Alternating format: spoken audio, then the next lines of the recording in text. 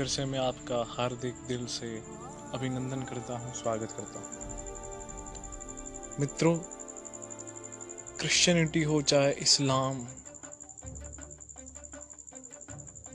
वो कहते हैं कि मूर्ति पूजा मत करो। मूर्ति पूजा क्या है, पहले ये समझना हमें आवश्यक है। आप कहते हो कि मूर्ति पूजा मत करो, और आप कई कई सैकड़ों सालों से मज़ारों की पूजा कर रहे हो। आप भी तो मज़ारों की पूजा कर रहे हो, वो क्या मूर्ति नहीं है?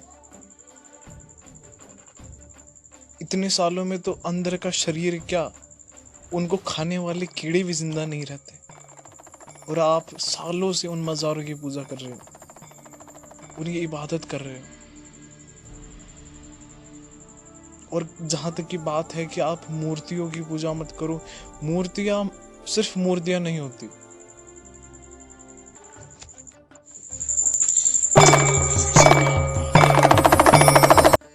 तो मित्रों, मैं आपको एक बहुत सुंदर सा उदाहरण देकर समझाने की कोशिश करता हूँ। मित्रों, किसी व्यक्ति को एक कागज का टुकड़ा दिया गया और उससे कहा गया कि इस कागज के टुकड़े को तुम फाड़ दो। और उस कागज के टुकड़े को फाड़ने में उसने तनिक भी समय नहीं लिया और उसके 10-20 टुकड़े कर दिए। फटाक से उसने उस कागज के टुकड़े को खंड खंड में फाड़ दिया। और जब उसके सामने 2000 का नोट रखा गया तो उसके चेहरे पर उदासी छा गई। उदासी कहें या शंका कहें या कुछ भी कह लो, वो उस 2000 के नोट को फाड़ने को राजी नहीं हो रहा था। उसका मन नहीं मांग रहा था, क्योंकि उस कागज के टुकड़े में और 2000 नोट में रात दिन का अंतर है। अब वो कागज का टुकड़ा नहीं था, वो एक नोट था, वो एक करेंसी था, क्योंकि वो आरबीआई से निकल चुका है। और जो कागज का टुकड़ा आरबीआई से निकल जाता है, उसकी बहुत वैल्यू हो जाती है। वो पेट भरने की क्षमता रखता है। यही बात मूर्ति पूजा में है कि कैसे एक साधारण पत्थर और मूर्ति एक दूसरे से बिल्कुल ही अलग है, बिल्कुल डिफरेंट है।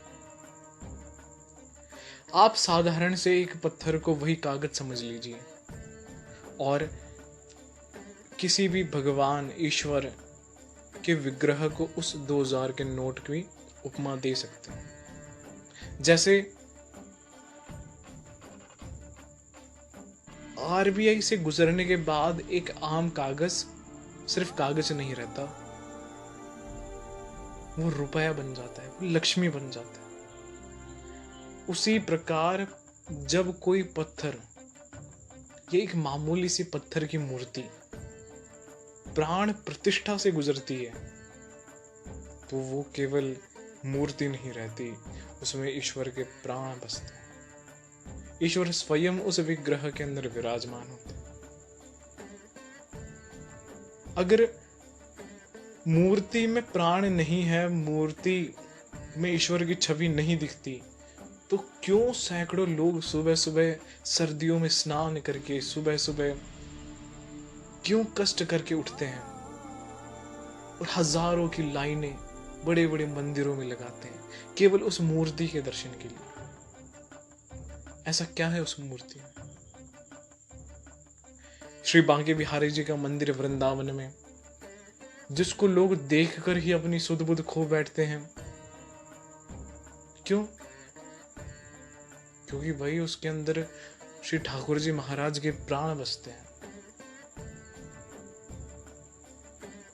इसलिए मूर्ति या भगवान का विग्रह, इसकी पूजा में कोई भी दोष नहीं है। भारत में ऐसे कई समाज है, जैसे आर्य समाज, और भी कई समाज है, और अनेकों दूसरे धर्म के लोग भी हैं जो मूर्ति पूजा के कड़े निंदक हैं। किसी ने एक उदाहरण दिया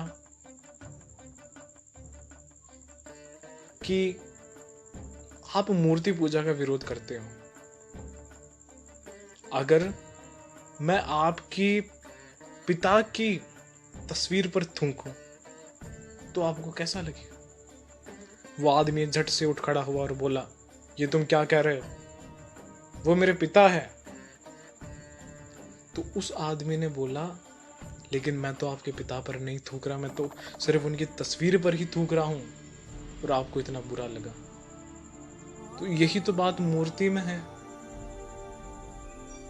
भले ही हम साक्षात ईश्वर की उपासना या पूजा नहीं कर रहे हैं, लेकिन वह मूर्ति भी ईश्वर की ही छवि है। मूर्ति पूजा में कोई दोष नहीं है। मूर्ति पूजा करनी चाहिए, बिल्कुल करनी चाहिए। ईश्वर निंदक कितनी भी निंदा करे, आपकी संस्कृति की, आपके कल्चर की, आपके धर्म की कितनी भी निंदा करे, आप बस टिके रहिए। क्योंकि बहुत लोगों को मैंने देखा है कि वो मूर्ति पूजा करने छोड़ रहे हैं। कोई कबीर साहिब की वाणी सुन रहा है, कोई क्या, कोई आर्य समाज, कोई कौन सा धर्म, और कहता है कि हम मूर्ति पूजा नहीं करेंगे, हम तो निराकार ब्रह्म में विश्वास रखते हैं। हाँ, बिल्कुल, बहुत बढ़िया बात है कि आप निराकार पर ब्रह्म में विश्वास रखते हो, पर आप मूर्ति पूजा का दोष तो बताइए कि इसमें दोष क्या है? मुझे नहीं लगता कि इसमें कोई दोष है, और किसी को इससे कोई आपत्ति नहीं होनी चाहिए। अपने धर्म की रक्षा कीजिए, क्योंकि अगर आप अपने धर्म की रक्षा करेंगे तो ही धर्म आपकी रक्षा करेगा। धर्मो रक्षति रक्षिता। जय जोगमाया। हर हर महादेव।